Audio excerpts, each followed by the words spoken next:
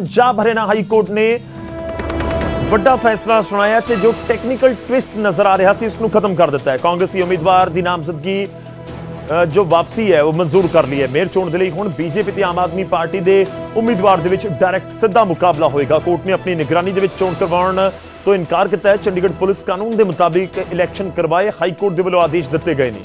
नियम के मुताबिक चोण होगी, उसकी वीडियोग्राफी होएगी। हाई कोर्ट ने भी कहा कि सारे काउंसलर्स नूं पास दिते जाणगे। अहम वड्डी खबर इस समय चंडीगढ़ इलैक्शन के नाल जुड़ी हुई तुहानूं दस रहे हाई कोर्ट पूरा मामला पहुंचा होया सी। दो अहम फैसले ने इस पूरे मामले दे विच। फैसला नंबर 1 जिहड़े कांग्रेस के मेयर के उम्मीदवार सी जिन्होंने नामजदगी दाखिल कर दी सी पर बाद दे विच उन्होंने वापस लई ते कहा जा रहा सी कि उन्होंने नामजदगी वापस नहीं हुई।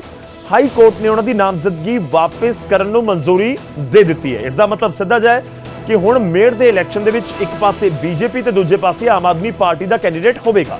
दूजा फैसला हाई कोर्ट का जिस दे विच उन्होंने कहा कि इलैक्शन हाई कोर्ट की निगरानी दे विच करवाउण दी कोई जरूरत नहीं, चंडीगढ़ पुलिस नियम के मुताबिक इलैक्शन करवाएगी। उमेश शर्मा साडे सहयोगी फोन लाइन ते ने। उमेश की कुछ तुहाडे कोल जानकारी?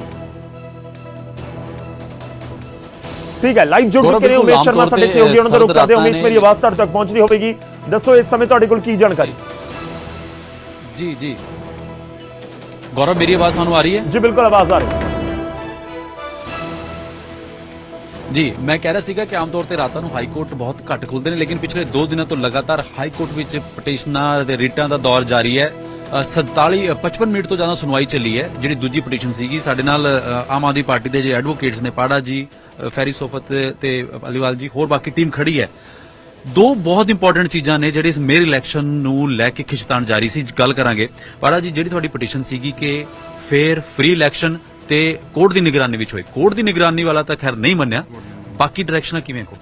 देखो साडी जो मेन प्रेयर सीगी कोर्ट ऑबजरवर दी ते वीडियोग्राफी दी, प्लस जो साडे इशू सीगे कि ਅਸੀਂ 15 ਤਰੀਕ ਦੇ ਸਾਡੇ ਕੈਂਡੀਡੇਟਸ ਨੇ ਨੋਮੀਨੇਸ਼ਨਸ ਵਿਡਰਾਅ ਕੀਤੇ ਨੇ, ਉਹ ਅਜੇ ਤੱਕ ਨਾ ਐਕਸੈਪਟ ਕੀਤੇ ਨੇ, ਜਦ ਕਿ ਆਫੀਸਰ ਚੇਂਜ ਕਰਨ ਤੋਂ ਬਾਅਦ 16 ਤਰੀਕ ਨੂੰ ਉਹਨਾਂ ਨੂੰ 17 ਤਰੀਕ ਲਈ ਦੁਬਾਰਾ ਅਪੀਅਰ ਹੋਣ ਲਈ ਕਿਹਾ ਜਾ ਰਿਹਾ ਸੀ ਕਿ ਆਪਣੀ ਵੈਰੀਫਿਕੇਸ਼ਨ ਲਈ ਉੱਥੇ ਅਪੀਅਰ ਹੋਵੋ, ਜੋ ਕਿ ਬਿਲਕੁਲ ਹੀ ਏਲੀਅਨ ਜੋ ਪ੍ਰੋਸੀਜਰ ਅਡਾਪਟ ਕੀਤਾ ਗਿਆ ਸੀ।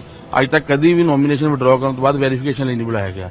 ਸੋ ਸਾਰੀਆਂ ਪ੍ਰੇਅਰਸ ਲੈ ਕੇ ਅਸੀਂ ਹਾਈ ਕੋਰਟ ਪਹੁੰਚੇ ਸੀਗੇ। ਜੋ ਕੋਰਟ ਨੇ ਰਾਤ ਵੇਲੇ ਸਾਡੀ ਹੀਅਰਿੰਗ ਕੀਤੀ ਇੱਥੇ, ਔਰ ਉਹਦੇ ਵਿੱਚ ਜੋ ਨੋਮੀਨੇਸ਼ਨ ਦਾ ਇਸ਼ੂ ਸੀਗਾ ਕਿ ਜਿਹੜੇ ਵਿਡਰਾਅ ਕਰ ਲਏ 3 ਕੈਂਡੀਡੇਟਸ ਨੇ ਉਹ ਐਕਸੈਪਟ ਕਰ ਲਏ ਨੇ ਐਡਮਿਨਿਸਟ੍ਰੇਸ਼ਨ ਨੇ, ਪਲੱਸ ਉਸ ਤੋਂ ਇਲਾਵਾ ਵੀਡੀਓਗ੍ਰਾਫੀ ਦੀ ਉਹਨਾਂ ਨੇ ਜਿਹੜੀ ਆ ਆਰਡਰ ਕੀਤੇ ਨੇ, ਔਰ ਉਸ ਤੋਂ ਇਲਾਵਾ ਕੋਰਟ ਨੇ ਕਿਹਾ ਪੁਲਿਸ ਨੂੰ ਕਿ ਲਾਅ ਐਂਡ ਆਰਡਰ ਮੇਨਟੇਨ ਰੱਖਣਾ ਆ।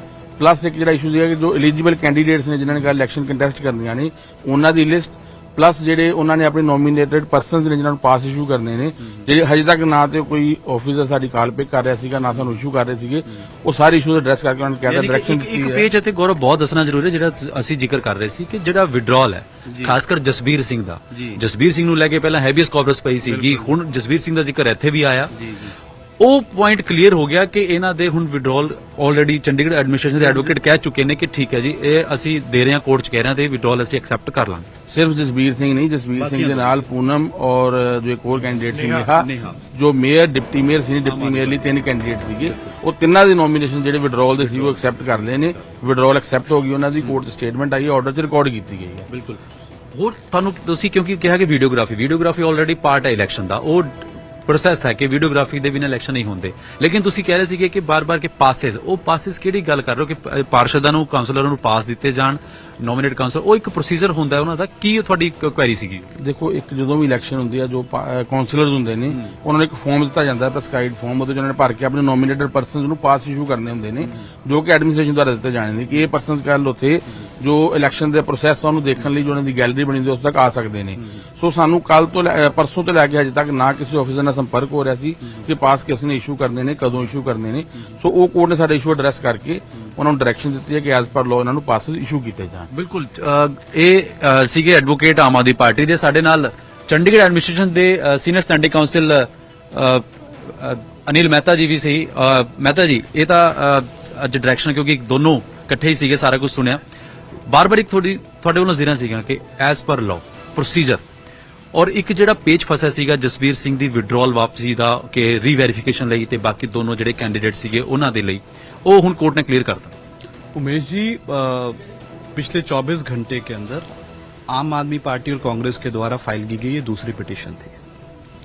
तो पूरे का पूरा जो मुद्दा है वो इलेक्शन प्रोसीजर को, इलेक्शन प्रोसेस को हाईजैक करने का है। पहली पिटीशन इनके द्वारा फाइल की जाती है कि जिनके जो पुराने मेयर कैंडिडेट थे उनको इलीगल कस्टडी में रखा गया है। उन्होंने खुद ये माना है कि वो किसी इलीगल कस्टडी में नहीं है। उन्होंने खुद पुलिस प्रोटेक्शन के लिए अप्लाई किया था, उनको पुलिस प्रोटेक्शन दी गई। जहां तक दूसरी पिटीशन की बात है, दूसरी पिटीशन में जो उनकी प्रेयर थी वो कहती थी कि कोई कोर्ट कमिश्नर अपॉइंट करे जो पूरे फेयर इलेक्शन को देखे।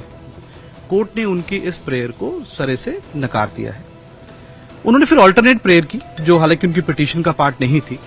उन्होंने ये कहा कि एक तो वीडियोग्राफी की जाए, दूसरा उन्होंने कहा कि उनको पासेस इशू किए जाए, तीसरा उन्होंने कहा कि एक शेड्यूल इशू किया जाए कि who are contesting the elections, और विड्रॉल का भी इशू था। हमने कहा वो पार्ट ऑफ प्रोसीजर है, that is the due process of law which Chandigarh administration is bound to follow, और हम उस ड्यू प्रोसेस को फॉलो करेंगे।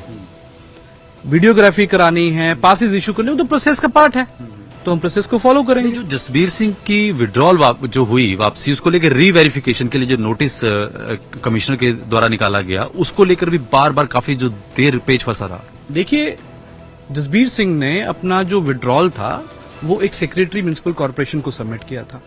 उसके बाद म्युनिसिपल सेक्रेटरी वो कमीशन जो थे वो मेडिकल ग्राउंड्स पे वो छुट्टी पे चले गए और एक नए सेक्रेटरी को अपॉइंट किया गया। उस चीज को वेरीफाई करने के लिए कि क्या वो लेटर उन्हीं ने लिखा था, इसलिए उनको एक फ्रेश लेटर इशू किया गया था।